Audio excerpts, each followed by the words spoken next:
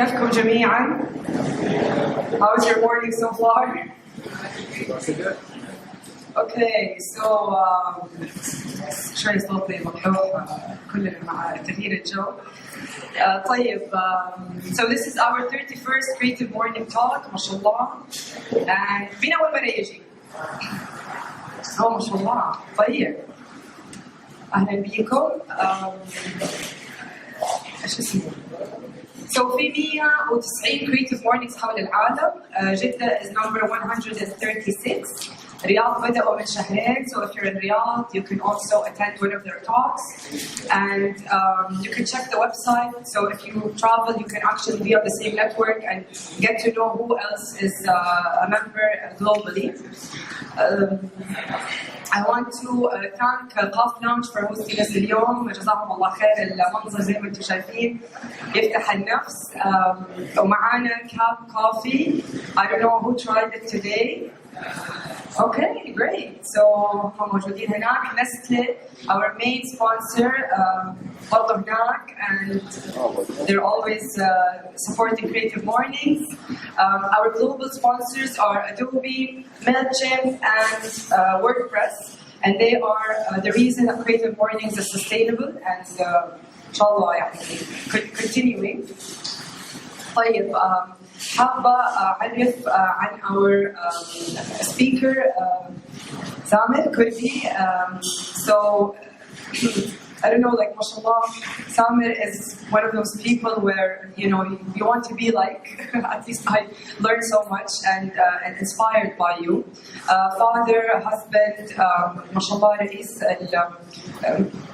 chairman of مجموعة السنبلة. And investor with Shark Tank. Also, بدأ Super Dima, who is following the hashtag Super Dima. Okay, only see a few hands. طيب, you have to check that out. You know, it's super, you know, amazing, and how to create impact even from things that might not be, you know, easy on us. طيب, سامر, أحب إنه أديك الميكروفون.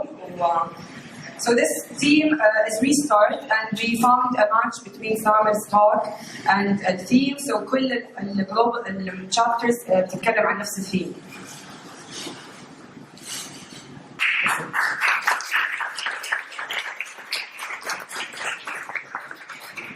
بسم الله. من كده الصوت أحسن؟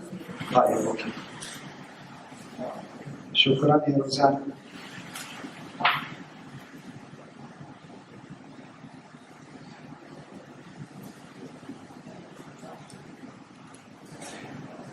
الصوت واضح برا؟ تمام.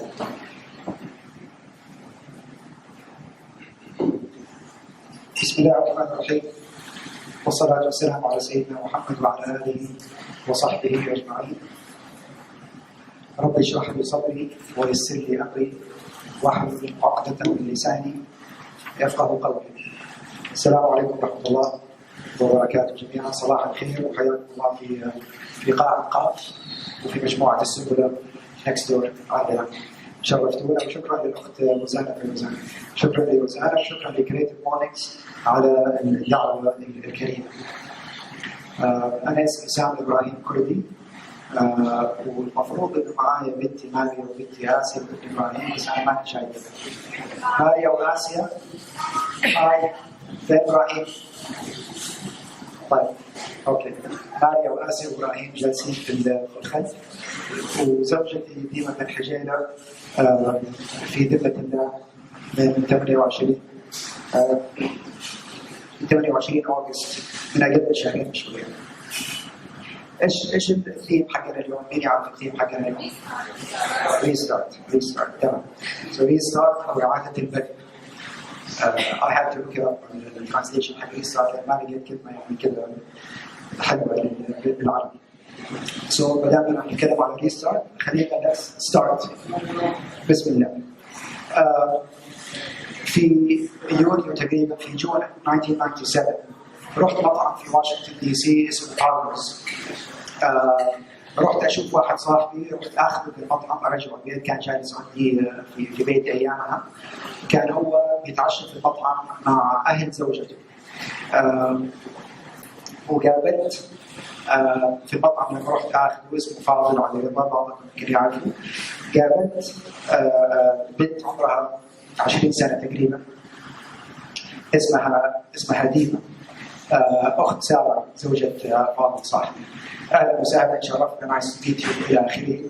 وهنا نضغط كلنا مع بعض اول زر ريستارت. في الفتره اللي بعدها كنت بشوف ديما دائما، بشوفها في بيت اختها مع فاضل، احيانا بنطلع نروح نتعشى، نروح سينما الى اخره، كنا مجموعه مع بعض ودائما يعني سبند تايم توجذر.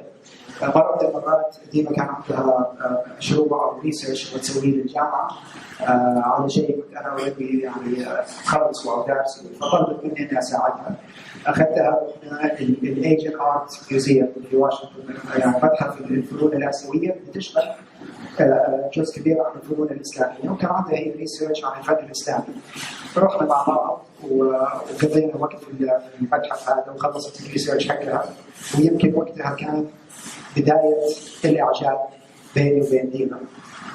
وهنا نضغط ريستارت مره ثانيه.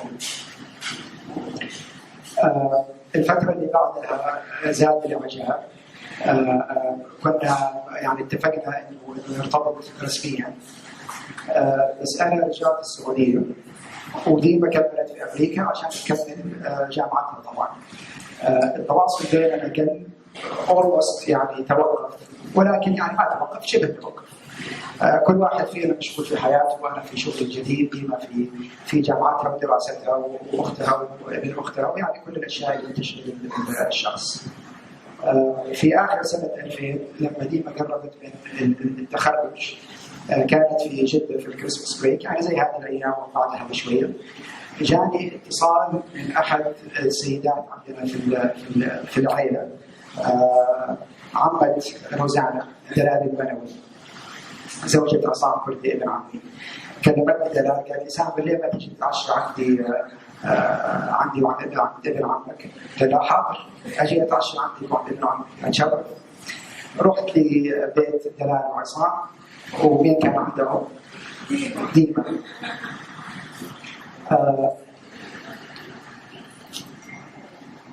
جلسنا انا ودلال وديما،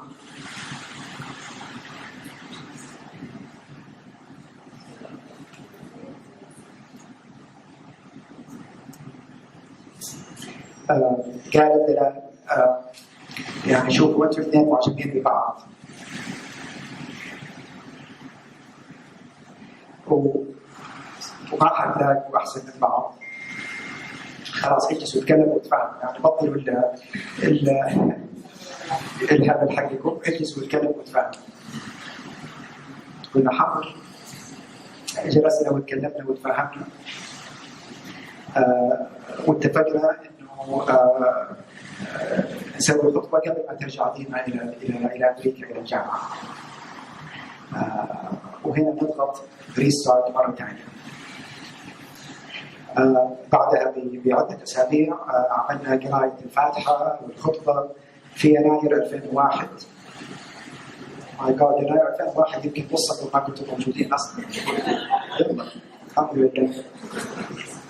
عملنا قراءه الفاتحه والخطبه في يناير 2001 هنا في جده، وبعدين عملنا ملكه في الصيف في اول جون في كان، وبعدين تزوجنا في بيروت في اخر 2001. فيعني خطبه وملكه وزواج انترناشونال وسعناها في 3 دول مختلفه، وبدينا حياه جديده في دوله رابعه. بدينا اول مكان سكننا فيه، كنا ساكنين في القاهره مش في جده بحكم شغل ايامها في مصر. وجلسنا عده سنوات بدون اطفال. ما كنا نبغى، يعني ما كنا حابين يكون عندنا اطفال في الفتره الاولى. وبعدين نعم يا بابا، هذا اللي بيقول بابا ابراهيم.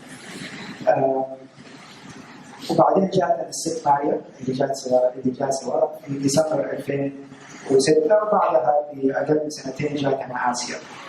بس بعد ولادة ماريا في ديسمبر 2006 بعدها بحوالي شهرين رايت فبراير 2007 سارة أخت ديما اللي أكبر منها was diagnosed شخصت بسرطان الثدي. يمكن بعضكم يعرف سارة، وهنا نضغط ريستارت كمان مرة. بدأت سارة العلاج في 2007 وعرفنا انه اللي يعني السرطان اللي عند سارة انه سرطان هذا وراثي.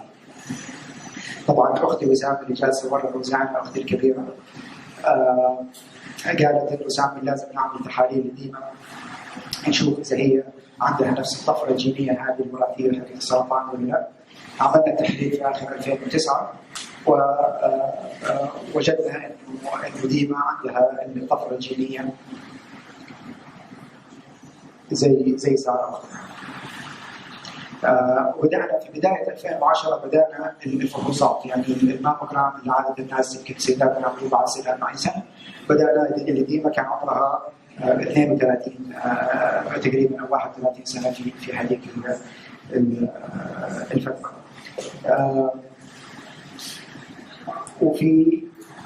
ولما بدأنا الفحوصات كانت أمورها كلها طيبة، ما كان في شيء. في نفس السنة بعد بحوالي 6 شهور في جون 2010 ديما حملت، والحمل هذا ما كان مخطط له.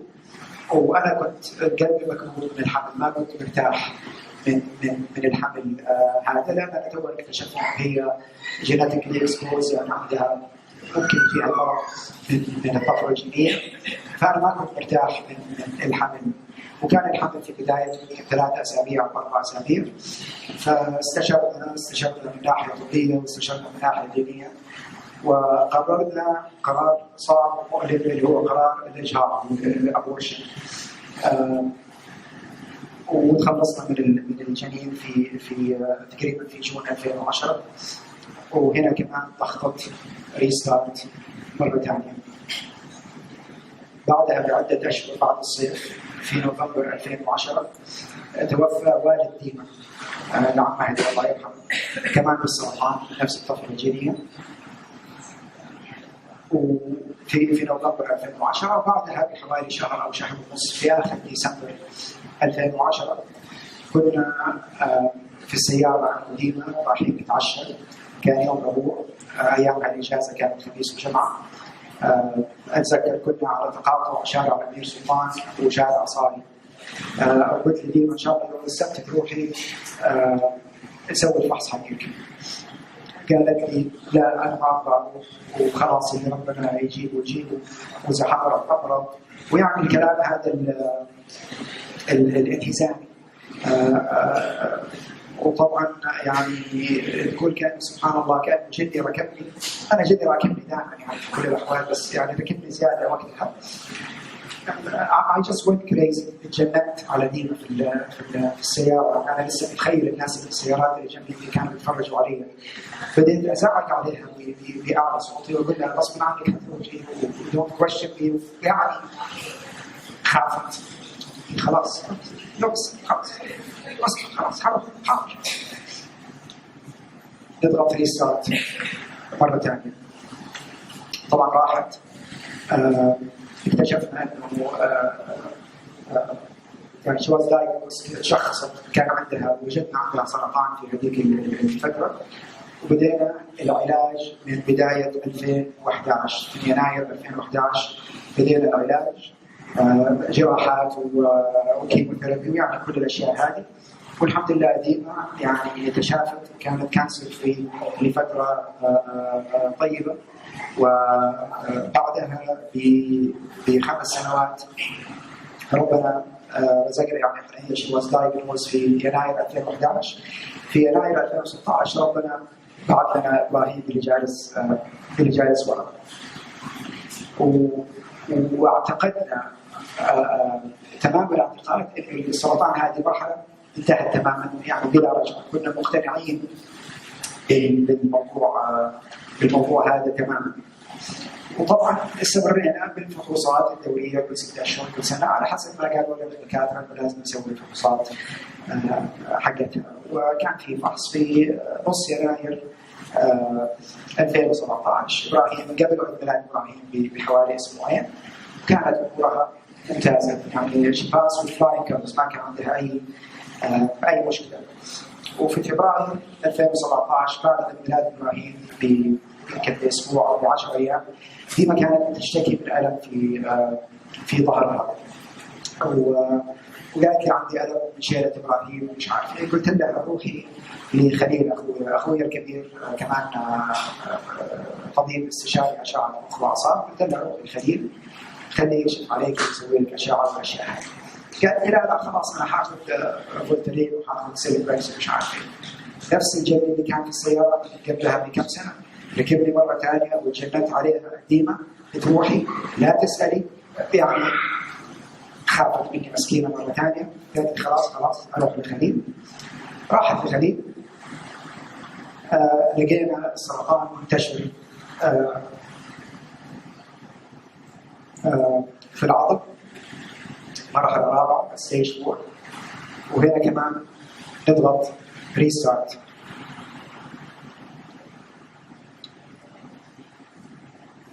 وبعدها بسنه ونص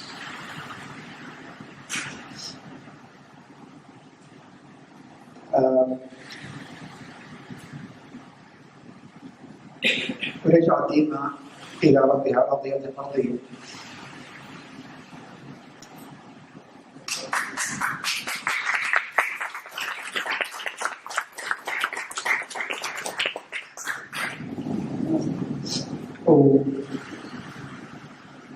تركبنا بنحاول نفهم يعني حكمة الله في القدر هذا.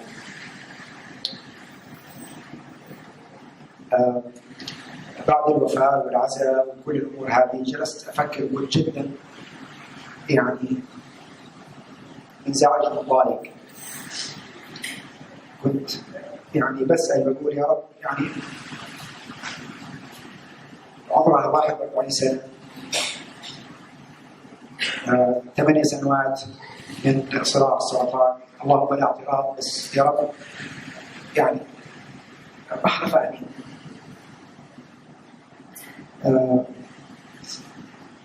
يا رب ألهمنا الحكمة لنفهم حكمتك. تذكرت قصة تذكرت قصة اثنين زوج وزوجة في أمريكا اسمهم جون وماري، أو نسميهم جون وماري. جون وماري هذول في الخمسينات والستينات من العمر، ساكنين في منطقة في مدينة صغيرة أو في قرية يمكن في الجنوب. بيض مش متعودين يشوفوا ناس من أعراق من جنسيات من مجتمعات مختلفة. سكنت جنبهم عائلة يمكن من عرق عرقهم أو من باك جراوند حقهم أو ديانة غير ديانتهم. وكانت ماري كل يوم تتفرج على جارتها هي وتعلم بتنشر الغسيل، وبتقول لجوزها تقول له جون شوف جارتنا مسكينة ما تعرف تسوي غسيلها كويس، شوف غسيلها كيف الأبيض ما هو أبيض ما هو نظيف كله مبقع. ثاني يوم تقول له جون شوف لسه مسكينة ما أعرف. ثالث يوم قالت له جون أنا لازم أروح أعلمها، أنا زعلانة عليها ما هي عارفة تسوي الغسيل. استمرت على هذا الوضع عدة أيام. يوم صحيت لقت جارتها مسوي الغسيل حلو ونظيف. راحت لجون قالت له جون أنا مرة مبسوطة اليوم شوف جارتنا الحمد لله ظاهر أحد غيري راح كلمها وفهمها كيف تسوي الغسيل. جاء طالع في ماري قال لها ماري أنا غسلت الشبابيك حقتنا اليوم. يمكن القصة تكون فيها نوع من الضحك أو من السخرية أو الإيروني، بس القصة ذكرتني إنه إحنا أحيانا نشوف الأمور من منظور خاطئ أو منظور ملوث. ولو غيرنا العدسة اللي إحنا بننظر فيها للأمور أو للحياة نظرتنا لنفس الحياة بتتغير. لو غيرنا العدسة اللي بننظر للحياة منها أو من خلالها نظرتنا للحياة نفسها بتتغير. الموضوع ما هو موضوع إنه ديما ماتت عمرها 41 سنة وصغيرة.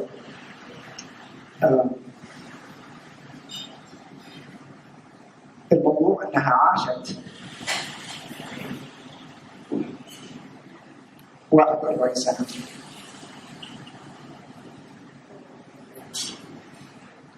يعني سبحان الله، ربنا يمكن سخرني لها، أرسلني عشان أشوفها في المطعم 21 سنة.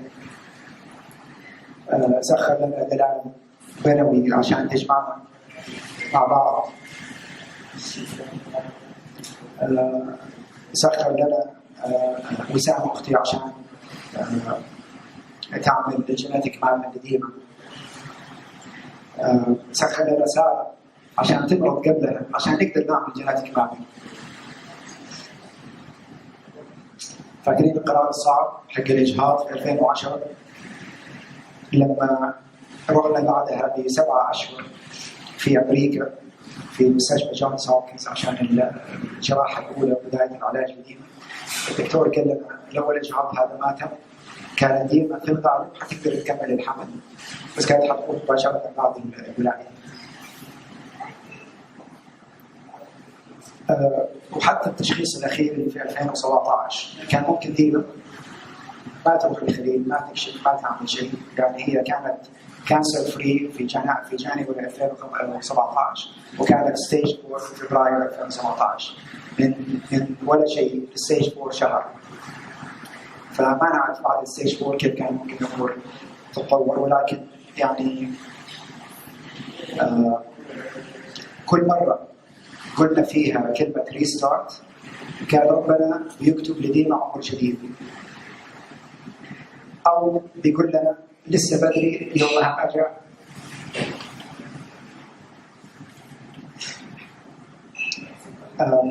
زر ريستارت مش بالضرورة زر كبير زي ما أدري هو إيش أمريكان آيدل يضغطوا عليه، لا، هو قد يكون زر واحد، قد يكون آلاف الأزرار اللي احنا بنشوفها أو ما بنشوفها، بنحس فيها أو ما بنحس فيها، بنعرف عنها أو ما بنعرف عنها. تجربة كانت وما زالت تجربة قاسية ومؤلمة وحزينة، بس تجربة أنا شخصيا علمت منها الكثير. أولا تعلمت إنه أنظر للأمور من زوايا مختلفة، مش بس من زاوية واحدة. زي ما قلت لكم نغير العدسة اللي بننظر للحياة من خلالها. اثنين، تعلمت إننا صحيح إحنا لا نستطيع أن نتحكم بإرادة الله، ولكن نستطيع أن نتحكم بردة فعلنا لما يكتب الله علينا. وردة فعلنا لازم تكون إيجابية، لازم تكون إيجابية، لأن السلبية هذه حتقتلنا. والإيجابية هي هذا القرار، إحنا بناخذ قرار يكون إيجابي وما نكون إيجابيين. وللمعلومية ناس كثير بيقولوا لي يعني الإيجابية إيش يعني أنت don't care. لا أبدا، الإيجابية مش معناها أنك أنت يعني زي قولتهم happy go lucky وما عندك إحساس وما عندك مش عارف إيه، أو مش معناها إنه إحنا ما نحزن أو ما نبكي. الرسول صلى الله عليه وسلم حزن وبكي في عندنا في التاريخ الإسلامي معروف بعام الحزن، العام اللي فيه وفاة السيدة خديجة وزي عمه أبو طالب. السؤال هو طيب بعد الحزن بعد البكاء إيش نسوي؟ كيف نمسح دموعنا؟ كيف نقوم؟ كيف نرجع لشغلنا؟ نروح لمدرستنا، نروح لجامعتنا، للشباب في CreativeMornings؟ كيف نعمل كل الأشياء هذه؟ كيف نحول الألم من عندنا إلى أمل إن شاء الله بكرة يكون أحسن؟ ورقم 3، تعلمت إنه أدعي لنفسي ولبناتي ولابني ولكل من أحب، أدعي لهم أن ربنا يكتب لنا الخير يعني كيفما كان وأينما كان، لأنه إحنا ما نعرف الخير من فين جايين وما نعرف الشر من فين جايين. ندعي أن ربنا يكتب لنا الخير وبعد كده نسيب الباقي على ربنا، نتركها لترني على ربنا. لا خلاص أكثر من كده ما في شيء نسويه. 23 أغسطس 2008 الصالة هذه ومكتبي اللي لاصق فيها كانت آخر مكان دخلته ديما. قبل ما نرجع البيت وبعدين تروح المستشفى للمرة الأخيرة. جلست في مكتبي، الدفتر على الطاولة، أخذت الدفتر وأخذت القلم وجلست تشخبط، وهذه هي الشخبطة اللي عملتها دي. بعدها ب5 أيام she was gone. آخر كلمة كتبتها in God we trust. لأنه ما عندنا حد.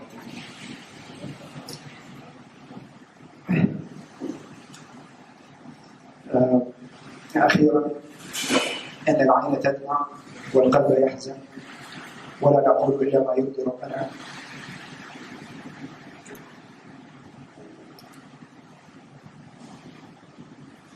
وإنا بفراقك يا أم إبراهيم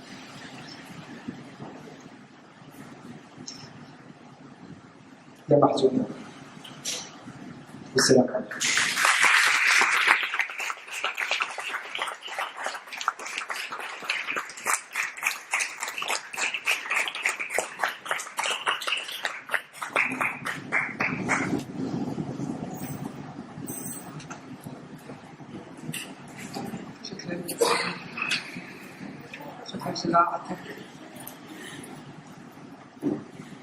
نكت عليكم آسف معلش.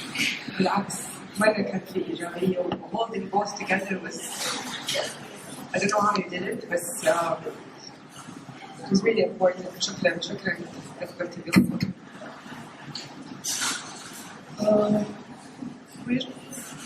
لا. The Q&A I'm open to. Yes. So questions. Takeaways ممكن نسمع with so many كده points info and restarts whenever you're ready. Yes, Iman. You want to answer how big is it? This one. And I'm using this. أول شيء طبعاً شكراً سامر. أحييك على إنه أنت تقدر you can share this with the world. يعني أنا متأكدة إنه الموضوع مو سهل. خصوصاً يومينا معنا. ونحن في مجتمع الرجال فيه المفروض يكون بس صارم ومحس. زولي قاعد يضحك جنبي بس this is where we are. اللي أبغى أقوله بس إنه I think it's great لأنه إحنا يعني I think مؤخراً من الأشياء اللي بتحصل في البلد في العالم وكذا إنه مرة صرنا فوكس على المادة والكوميرشال فمرة قليل في أماكن أو تجمعات بيصير فيها emotion. صراحة أنا اليوم مبسوطة إني لقيت مكان ويعني قدرت آخذ كده بعدين عشان حسيت شيء. فبالنسبة لي يعني this is great. For me, it's a restart button. Thank you very much for that. أنا برضه صار المشكلة كانت تخاف كل ما الجن كانت تخاف كل خلاص صار محاضر. أوكي so الإيموشن هو جزء من المعادلة بس صراحة يعني بجد الصراحة هي جزء ثاني مهم من المعادلة لأنه في أوقات كان الايموشن الانتليجنس هذا اللي هو محاولة انه لا معليش وخلينا ومش عارف ايه احيانا الوقت ما بيسعف يعني ممكن كنت اجلس بدل ما اقول لها لا وتروحي وتعملي غصبا عنك كان ممكن اجلس اقنعها على اسبوع ولا على اسبوعين. الوقت ما كان بيسعف فاحيانا بنضطر نقول ينوت يعني هذه كانت اصعب علي لانه كنت انا جالس يعني بخوفها يعني ما هو شيء انا سعيد او فخور به بس it's what you have to do يعني ما ايش تسوي فمعليش يعني فجوزها خليك صادق معاه يعني عادي الله معك. Sorry. أول حاجة أهنيك على الفايتر سبيريت ما شاء الله الله يقويك. We need more of that. أنا مرة عجبني كثير restart because my business is refit and redo redo كل شيء. فكثير من مرات مع الانتربرينورز الإنسانة طبيعية صح في إيمان صح مؤمنين بس خلاص تجيك فترة وإنه حياتك تكون بيرفكت وكثير ناس يتمنوا حياتك يعني الحمد لله إحنا كنا في صحة ونعمة هذا أكبر شيء بس إيش يخليك تكمل يعني غير الإيمان يعني في شيء من جوا فايتر سبيريت هذه اللي ما شاء الله عندك ما شاء الله كل الفكرة عندنا can you تقول لنا شوي؟ تمام. كل واحد فينا بيكون في عنده موتيفيشن داخلي انه يكمل او ما يكمل. كل واحد فينا الموتيفيشن حقه مختلف لاسباب ولطبيعته الى اخره. انا قد يكون احد الاشياء الاساسيه الموتيفيشن بالنسبه لي اللي هي المسؤوليه. بمعنى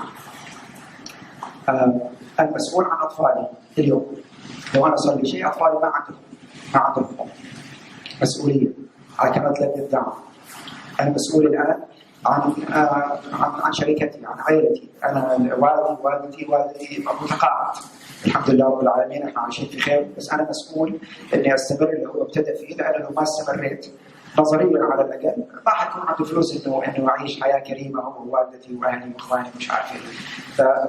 فالمسؤوليه انا حاسس انه ربنا كتب علي وعلى دينا وعلى اطفالنا شويه صعوبات كنا نتمنى ما نضطر انه نعيش فيها، ولكن عشنا فيها. طيب اوكي، بعدين خلي اللي مرض تفرط في المستقبل ينفرق. طب فين المسؤوليه؟ انا لازم اوصل الرساله هذه عشان يعرف احنا كيف عملنا معها. عملنا اشياء غلط يتفاداها، عملنا اشياء صح يتعلم منها. فانا الموتيفيشن الاساسي بالنسبه لي في كل الامور هذه feeling responsible، في احساسي بالمسؤوليه وعندي اشياء لازم اعملها. هذا الموتيفيشن. هذا لا يعني راح يكون الموتيفيشن حقك، يمكن انت الموتيفيشن حقك يكون شيء مختلف، ذاتس فاين. بس الواحد فينا بدور داخل ايش بلاقي. بالمصري يقول لك اللي بتغلب والعقل الانسب لك بتستخدم.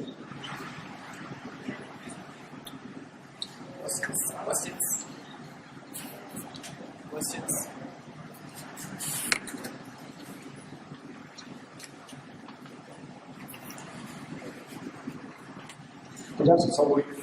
السلام عليكم. اهلا وسهلا. أنا عندي سؤال بس. اهلا وسهلا. اهلا وسهلا.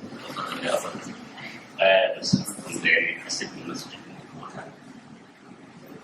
القرار الأولاني كان المفروض الله أعلم ممكن يجي فيه. فأول إضافات كان المفروض إن ممكن كان هو اللي يجي فيه بشكل 10. صحيح. فسبحان الله ربنا بيمد للناس في عمرهم عشان يقدموا مسج معين. صحيح. يعني الحمد لله ربنا يتولاك يعني يجعل من أهل الفردوس الأعلى. يا رب. فهو إبراهيم في الوقت اللي ربنا كان رايده، في الوقت اللي ربنا كان عايزه، فكل واحد لينا المفروض إن هو بيعمل مسج في الحياة. صحيح. أنت بقى متخيل المسج اللي أنت هتعملها وهتعملها إيه؟ طيب يعني ممكن أكمل الأمور وأقول إنه أنا بغير العالم وأبغى أعمل وأبغى مش عارف إيه، ويمكن كلنا نتمنى أن يكون لنا أثر على العالم حتى يعني من بعدنا. أنا ما بحاول المسج حقي يكون مسج عالمي، أنا بركز على بيتي وعلى أطفالي وعلى الأشياء اللي أنا أقدر أعمل فيها انفلونس، ممكن اغير فيها او احسن فيها بالقدرات البسيطه اللي موجوده عندي. بحاول اربي اطفالي باحسن طريقه.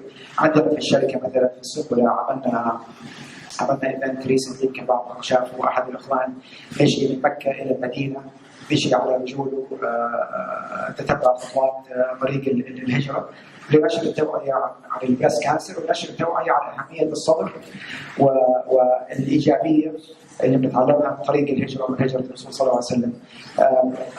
انا المسج اللي بحاول اوصل انه كانت روزانا قالت لي طيب ريستارت ايش تبغى تكتب؟ قلت لها ريستارت 1000 تايمز. بنطير بنقوم. هذا هو المسج اللي بحاول اوصله، وهذا اللي بحاول اقوله لبناتي وابني. بنطير بنقوم بدون ستوب. إذا قامت الساعة، ما معناها إذا قامت الساعة في يد أحدكم فسيلة فليغرسها. ما هو بنستمر في العمل، بنستمر في المحاولة، وهذا المسج اللي أنا شخصيا بعيش فيه. الغير ممكن ياخذوا مسج ثاني على راحتهم، ولكن this is what I do، ولا اللي أحاول إن شاء الله إن أكون يعني عايش على أساسه.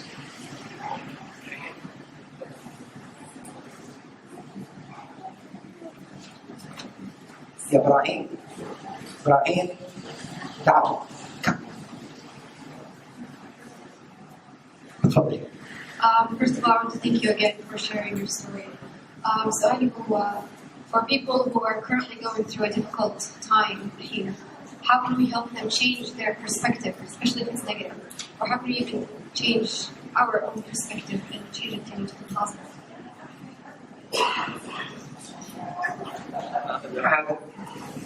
Say hi everyone speaking the microphone. Say hi everyone.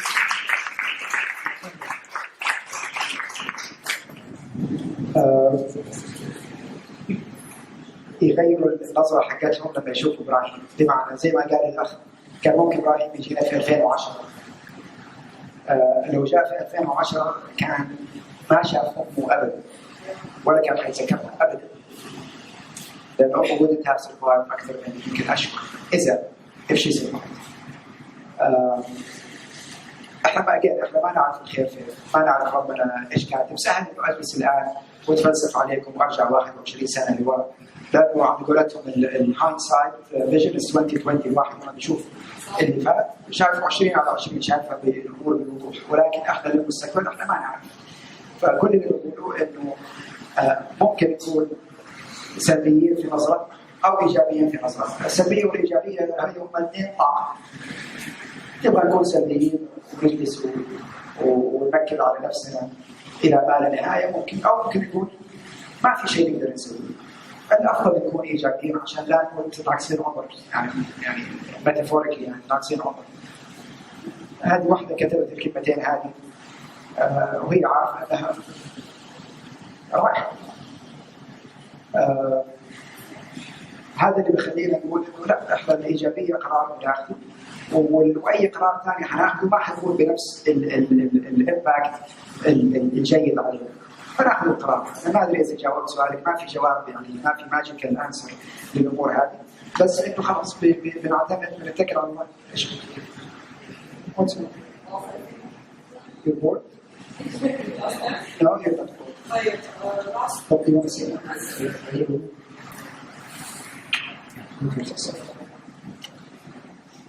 Okay, Assalamualaikum. Thank you so much for sharing your story. طيب أنا ما عندي سؤال بس عندي comment إنه sometimes we go through sadness a lot. Being positive doesn't mean we ignore the sadness, بس ممكن نخليها دافع زي our push, right? So some of our restarts in our life, يعني they are to give us a chance to have a purpose in this life, or to renew our purpose. So I think you are in this stage. You're having a purpose or a new purpose, or you're refining your purpose in life. So being sad, or we cannot ignore that we are sad or you are sad, but it can be a push for you to go for what you want in this life. Thank you. صحيح، يعني أنا honestly من الأسباب الأساسية اللي بتخليني أحاول إنه أستخدم القصة هذه، إنه اللي شاف فيكم الكامبين حق سوبر ديما شافها لما شلنا راسنا وعملت ماي بير كانت كلها بيك ومش عارف ايه، اتعملت هنا رايت هنا، صورناها هنا وعملناها كلها هنا. هي كانت يمكن عشان تذكر الناس بأهمية الإيجابية، بس يمكن أهم من تذكير الناس بأهمية الإيجابية تذكير نفسنا إحنا بأهمية الإيجابية، لأنه سهل جدا الواحد يعني دارك ثوت كذا بأفكار سوداوية فكرة ورا فكرة ورا فكرة يلاقي نفسه دخل في ديبريشن، وبدل ما يساعد صار هو بيردن أكبر على الناس اللي حواليه. يعني بدل ما أنا أوقف مع ديما تصير هي مسكينة تشوفني زعلان تبطل تبغى تقول أنا تعبانة ولا متألمة ولا العمل هذا is what gives me a purpose. على أساس إنه أساعد نفسي، أنا جالس أساعد نفسي ما بساعد، جالس أساعد نفسي إنه to put myself out of احتمال إنه أخش في السادس اللي تعدي مرحلة السادس إلى مرحلة depression، مرحلة إنه خلاص الواحد ما يبغى يقوم، ما يبغى يشتغل، ما يبغى يعمل، ما يبغى، فأنا بسويها لنفسي. أول شيء يعطيك العافية، من زمان ما حضرت توك وحسيت يعني كريليت إنه سوى جدول قريب يعني من القلب. عندي سؤال يمكن يكون شخصي وتوتالي فاين إذا ما تبغى ترد عليه، بس أحيانا الواحد لما يمر بتجربة صعبة أو تجربة لها ستوري معين او تجربه فاشله مثلا يخاف انه يعيدها، فهل انت ممكن تعمل ريستارت تجربه الزواج؟ يعني المشكله ما كانت انه انا زواجي كان فاشل. فالديفينيشن حق المشكله انا اختلف معك فيه. المشكله كانت اللي هي التعامل مع مريض في الاسره، وهذا شيء مهم، وهذا شيء ربنا كتبه علينا مش احنا اللي اخترناه. مش مشكله يعني. Sorry. It's to do what?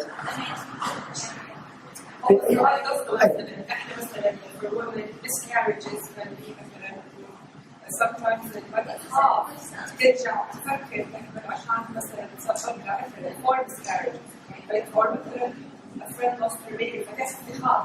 والسؤال انه يعني انا قصدي بس عشان نوصل معي، انا ما كان قصدي انه التجربه فاشله، بس كنت اتكلم بشكل عام لو كانت فاشله او كان في لها مثلا امر معين. لا انا فاهم سؤالك، وانا عشان كذا بقول انه المشكله ما كانت في انه الزواج كان صعب، الزواج كان صعب بحكم المرض، المشكله مش في الزواج، المشكله في المرض. هل انا ابغى انه اتزوج مره ثانيه وواحده لا سمح الله برضه تمرض؟ اوف كورس انا هذا الشيء اكيد ما اتمناه ولا اتمناه على احد، ولا احد يتمناه لنفسه، ولكن اذا هذا اللي ربنا كاتبه عليه، هذا اللي ربنا كاتبه عليه، I have to deal with it. اذا ما كان مرض زوجتي حيكون مرض يعني. هو احنا ما فمن هذه الناحيه هل انا خايف من الزواج؟ لا. هل انا بفكر فيه؟ برضه لا.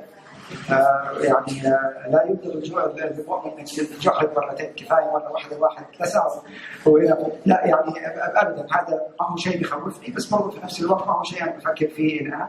لو فكرت فيه الصعوبات اللي عديت فيها مع ديما ان شاء الله ما حتكون يعني شيء اساسي في اي قرار اخر، لانه كل قرار له ظروفه يعني. فما ضبط الامور هذه لبعض بالنسبه لي.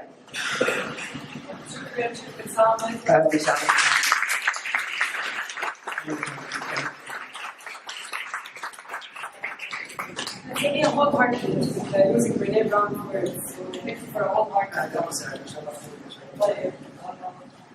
So احنا هنا الان 12:15. So برضه موجود الوقت في البروفيل بعد في coffee party and we're here. So part of the tradition في CreativeMornings انه في networking بيصير. قبل ما نبدا في هذا البارت، اذا احد عنده شيء يحب يشاركه على السوشيال ميديا وهنا او يبي يطلب يخص شغل او وظيفه او دراسه، تقدروا الان like in 30 seconds you ask for what you need and so there's a selfie.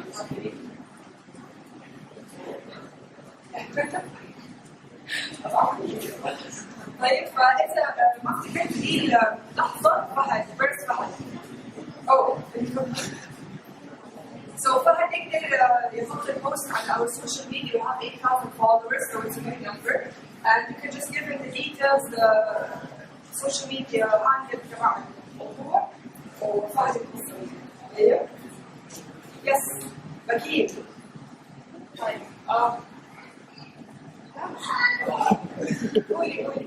Like I feel we live in a very fast-paced life. The talk was very intense or emotional in something, and we already jumped to what's the next step. I would appreciate if we had a moment. And I don't know how you could لاحظت كذا حكاية دموع شوية بكاء وفكرنا. I don't know if we can do مثلا mind body scan or just a moment to breathe. Because I feel we're going to go back home. It's going to be I should كلمنا maybe so I would invite the audience and maybe we can debrief. I can send me in leadership coaching language debrief the experience.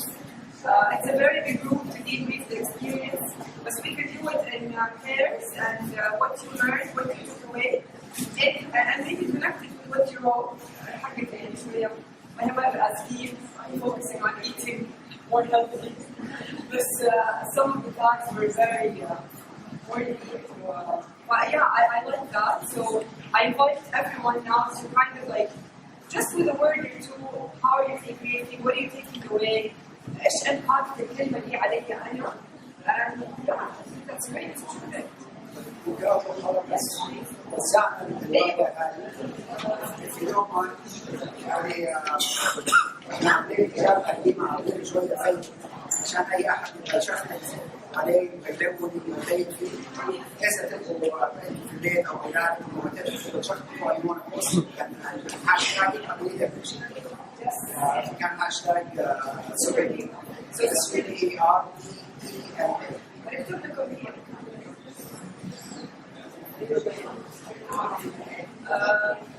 and debriefing just means like you share and the other person listens.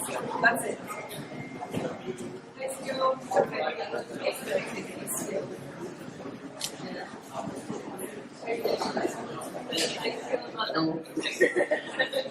Please hashtag it. Small announcement.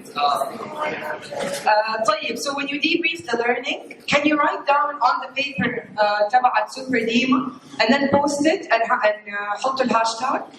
طيب, so whatever you're taking away, just write a few words on the paper and then post it or tag Creative Mornings so we repost.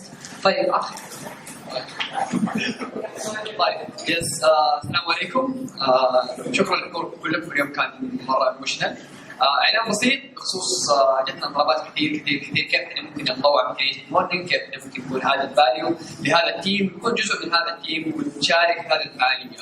فاحنا من بدايه هذا الشهر ان شاء الله من بدايه اليوم حنفتح التسجيل وحيكون في رابط ان شاء الله اونلاين حينزل على السوشيال ميديا على الانستغرام عشان نستقبل الطلبات وبعد كذا نرحب بالناس اللي حيكونوا معنا ان شاء الله بعد الفولنتيرز.